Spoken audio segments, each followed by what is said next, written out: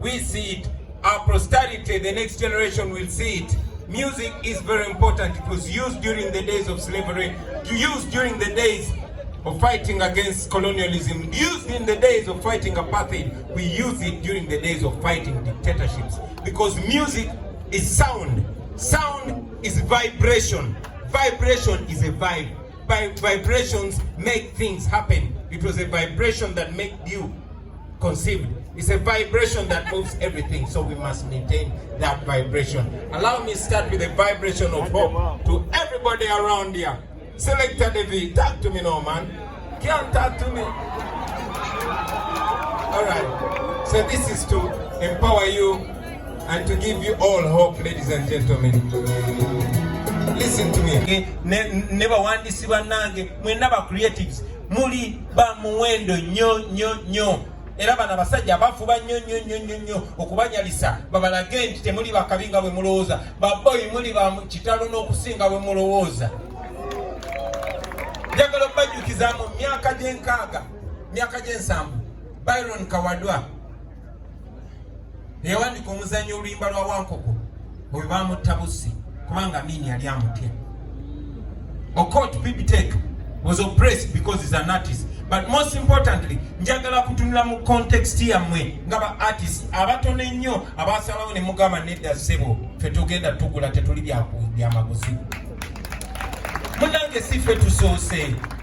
Abasajja baaliwo abaakabi. Omusajja gwe bayita Christopher Sebadduka yagaana okolera dictator. Omusajja gwe bayita Fire Lutaaya yagaana okolera dictator. Fire Lutaaya yalina mukwano gwe nga batambula babiri baali bamuyita Jesse Kasirivu. Jesse Kasirivu yayimbiranga mu Crane Band eyafuuka Afrigo Band. Jesse Kasirivu Amini yeegombadde muwe. Na mukyala we erimu n'alagira Jesse Kasirivu bamutte. Era Jesse Kasirivu bamutta ng'atiisatiisa bana bayimbi bonna bayimbe nga bawaana ye. Fire Lutaaya n'asikamu neti yafa era paka katuja maulinga in very high regard. Of course bangi babakakanya bangi ne basirika busirisi ate abalala ne batandika kuyimba nga bawaana Nakyemalira.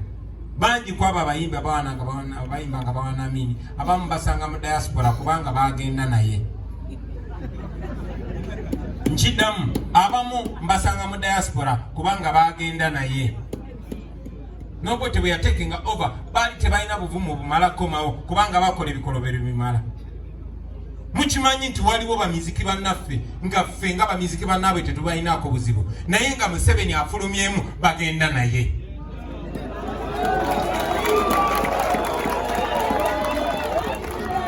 Tubaga tetubalinaako buzibu. Okay, tetubagala nnyo naye nga tetubalinaako buzibu. Naye nga Museveni n'afuluma bannayuganda bagamba gwe obadde okozesebwa, gwe obadde okozesebwa, gwe obadde okozesebwa nga bagenda naye. Mbagamba bulijjo nti enswera ensirusiru yeyo enswera ewerekera omulambo paka Montana. I can tell you muyina power y'amaanyi nnyo. Ensonga lwaki Museveni akwata biliyoni esukka 30 ez'omusolo n'aziwa aba artist abatono kubanga amanyi twamuteekako tabo. Yali tasuubira nti walivayo artist omu ku mmwe bamaze ebbanga ddene nga batuzalawo, bamaze ebbanga ddene nga ne art tebamuwa kitiibwa nga batuyita madongo. Naye kuffe ne musaba ani mudongo. Of course, banaffe bangi babasasula n'obasasula okuzalawo n'omulimu gwe bakola. Waliwo omunaffe omu yayimba wawangulira abasirikale kati ate abadongo n'ogamba kalira bono. Abamu babayigiriza n'okuzalawo koosi ezikufuula owakabi. So that is a problem. Naye njagala mumanye nti muli ba muwendo nnyo baganda bange. Musigale ku ludda lw'abantu because at the end of the day abo abantu be batufuula ki kye tuli. Tekikwewunyisa lwaki ba artist bannaffe abakolagana ne nakyemalira every once in a while boogerayo ekigambo ekiri ku ludda lw'abantu kuba bamanyi miliyoni 45 ez'abantu bamanyi amazima.